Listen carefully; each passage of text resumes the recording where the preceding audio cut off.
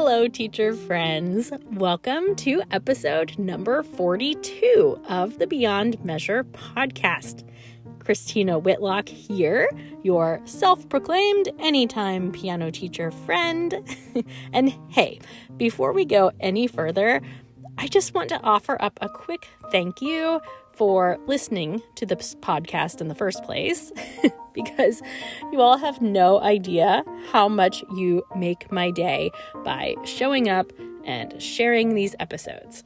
You are truly the very best crew of teacher friends a girl can have. So, thank you.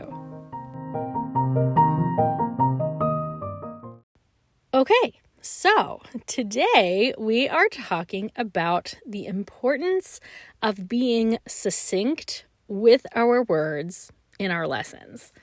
I actually think that this is one of the most important skills that we can develop as teachers. Like how to communicate what we need in as few words as possible. Why does this seem so hard sometimes? Well, my theory anyway is that, if you haven't noticed, a large number of teachers, including yours truly, well, we like to talk. Some of us like to talk so much, we even sit in our closets and record words into microphones to share on the interwebs. I know there are quieter teachers out there, but I have to imagine that they feel a little outnumbered in our profession. And also that they probably find themselves wishing we would all just chill out once in a while, right? So anyway, what's so important about being conservative in the number of words we are using? Well, there are actually many reasons why we should work to explain concepts in as few words as possible, but it basically all boils down to this: cutting out the fluff. I'll tell you a story about the first time I submitted a proposal to speak at the MTNA National Conference. So this was back in 2016. It was for the San Antonio Conference, which was amazing, by the way. I was incredibly excited when my proposal was accepted, but my heart also sank when I realized that they had assigned me to a 20-minute session and not the full 60-minute session I had planned for. Now, many of my presenter friends have been met by the same fate, and so many of us know how hard it is to take an axe to your research and basically cut it down by 2/3. But you know what? As much as I whined about it, and as hard as it was to whittle down that content to 20 minutes, it's also one of the most successful presentations I've given. I had to painstakingly consider what content was absolutely essential. I had to cut out every ounce of fluff. I was 6 months pregnant at the time, and I really wanted to make a joke about my swollen ankles, and I just couldn't. There was no time. I couldn't even waste time making a comment about how little time we had. Every second was just too precious. And you know what the end result was? A well-rehearsed presentation that was fully packed with content. And honestly, as a conference attendee, I often find those 20-minute sessions to be some of the best because there is more prep work involved. I happen to think most things in life are better succinct. I'm thinking about sermons, news coverage, journal articles, you name it. Give me 1 or 2 great ideas and send me on my way. It's one of the main reasons I've always worked hard to keep these podcast episodes around 20 minutes. I know that I am better in my craft if I force myself to focus in. Now, lest you think that's easy for me, well, it's not. I have been a sucker for long-winded responses since at least the 4th grade. In grades 4 through 6, we used a social studies curriculum where every test ended with an essay question. Those essays were like my pride and joy of my elementary school experience. I would dump the entire contents of my brain into those essays. I would always need an extra sheet of paper. I always elicited beaming responses from my teachers, which, of course, established a long embedded idea in my head that more verbiage was better, right?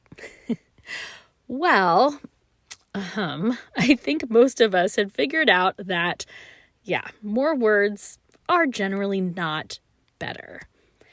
And there are like a million times in the teaching profession where it really pays to optimize our word usage.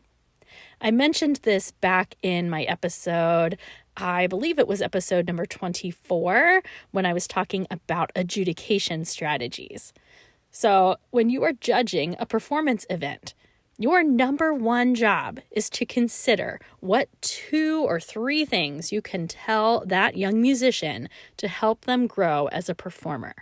Plain and simple. It's not your job to provide them with a laundry list of mistakes and oversights. No way. You think big picture, you choose your words carefully, and then you move on with your day. So likewise, in our own studios each week, think about this. When it comes to lesson assignment notes, you know how many teachers will send your students home with an assignment that lists like the pieces and the exercises they're supposed to do for the week, along with a point or 2 to focus on in each one? Well, if you try to include every detail you want a student to be mindful of, you're going to be writing all day.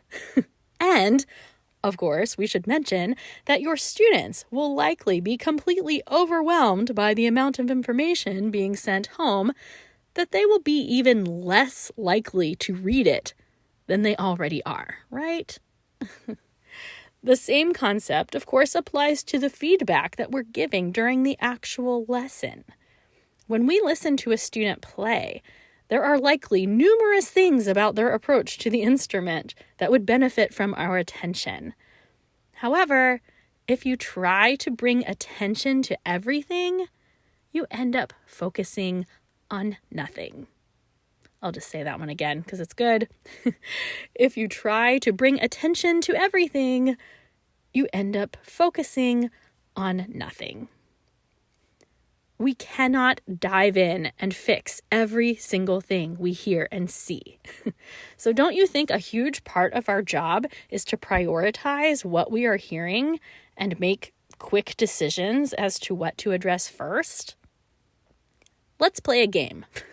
Here's a hypothetical, but all too common scenario for you, okay?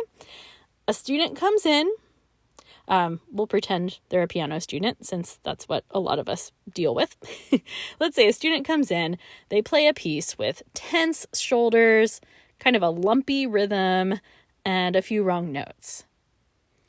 Where do you begin? Now, I'm not here to tell you which one is the correct answer. I'm sure that you can probably make a case for any of those issues being addressed first. I'm more curious to know if you've ever stopped and considered like your own personal hierarchy of what to tackle first in a performance. Do you count physical tension and freedom in movement as your number one priority? Do you think that for clear understanding of pulse and meter and rhythm? Or are you a stickler for accuracy of pitch? I mean, you tell me. The important thing is that you have given some consideration to what feels most important to you as you listen to your students play. As you determine what concerns to address first, we also have to be mindful of the words that we are using. Listen, when you understand the art of playing your instrument as deeply as you do, I know it is all too easy to get carried away with overly verbose explanations. Let's think for a minute about like beginner students. When I'm trying to help a new piano student find, for instance, a healthy use of arm weight as they explore non-legato sounds at first, well, I can talk until I'm blue in the face about all kinds of things. Or I can just show them. Same thing, I can tell them what proper posture looks like, or I can, just show them. I can describe the way different articulations sound and the physical gestures behind them. Or, as you can guess, I can just show them. And I don't think I have to tell you which one of those is more effective.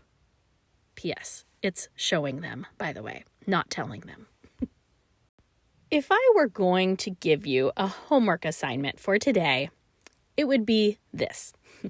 I want you to think about that one thing that you feel like you say over and over and over again in lessons, but you wish you didn't have to. I mean, we all have them.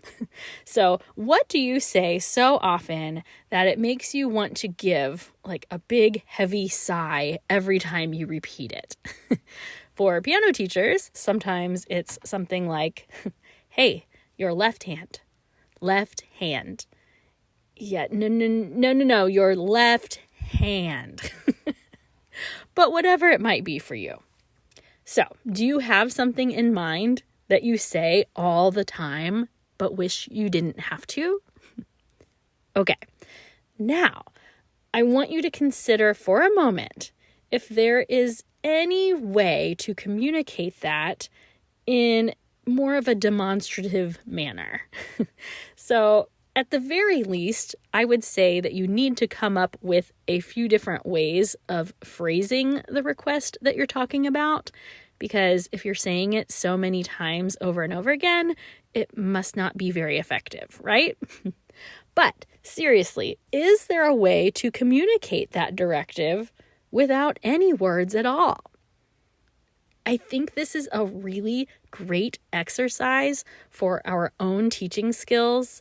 If we can ponder more ways of demonstrating ideas to students rather than talking ourselves in circles all day, just sounds like a really great exercise, right?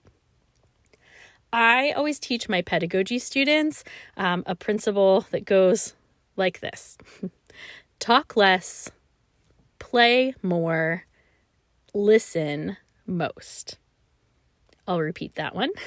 It's talk less, play more, and listen most. I say this all the time to my students because, of course, our tendencies as educators is to talk. We have a lot of knowledge in our brains. And we are generally, as teachers, wired in a way that compels us to share that knowledge with others. But yes, in my own friendly twist on Aaron Burr's famous line in the Hamilton musical, we should all ponder how to talk less, play more.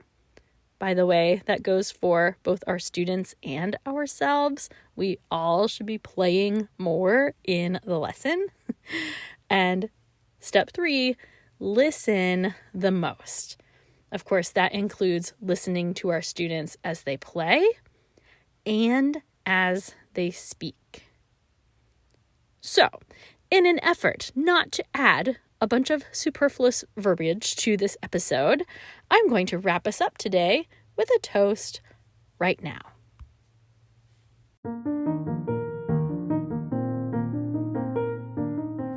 Music teacher friends of the world, let's just take a moment and give ourselves a nice solid pat on the back for the wealth of knowledge swirling around our brains, shall we? Seriously, regardless of how many years you've been teaching or how long you've played your instrument, we all bring a uniquely impressive amount of experience and perspective to our teaching. And really, even better, Those of you listening are obviously committed to learning more and bettering yourselves as teachers. And hey, I am right there with you.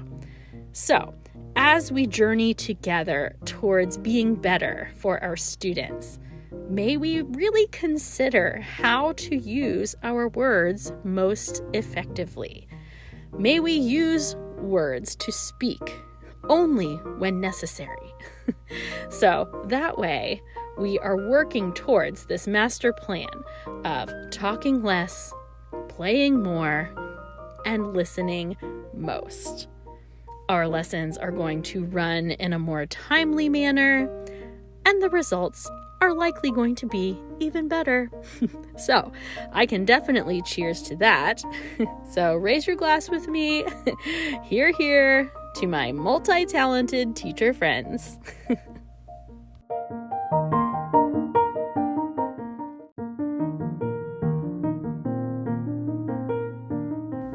Well, there we have it. Episode 42 in the books. I just want to echo again how much I appreciate your encouragement in this little podcast project of mine. I think we're having a pretty good time over on Instagram specifically. So make sure you hop over there and follow Beyond Measure Podcast, will ya? You can also find me over on Facebook as well. So until we meet again, let's all agree to work hard, rest well, and be nice. Thanks so much, my friends.